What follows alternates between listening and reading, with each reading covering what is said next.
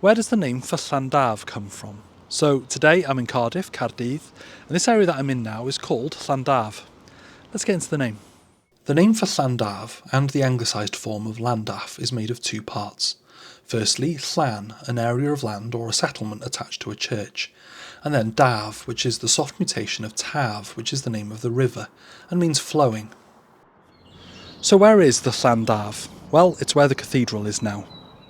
The cathedral here is built on the site of an earlier 5th or 6th century holy site, which was built in this location as supposedly it was as far up the Afon Taf as could be reached on a boat, as well as the first bits of solid dry ground moving up the river. Furthermore, as a likely location for a pre-Christian settlement here, due to it being also the lowest fordable point on the river.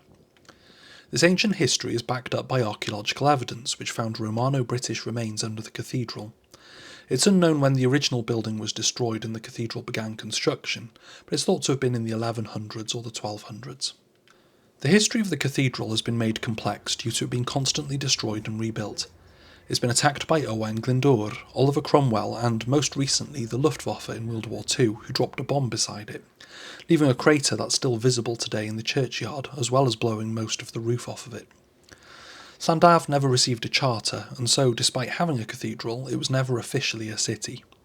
By the 1800s, it was a small village of 2 streets, before the development of the docks which enlarged nearby Cardiff, to the point that it absorbed Llandaff and became a somewhat affluent and leafy suburb of the growing city. So the name literally means the area of land or the settlement attached to the church by the River Taff, the Afon Taf. Anyway, diolch, thank you. Give us a like, give us a share and give us a subscribe, and if you want to support me on my quest to explain every place name in Wales, and a couple outside of it as well sometimes, you can on my Patreon, the link's in my bio. Diolch, have a good one.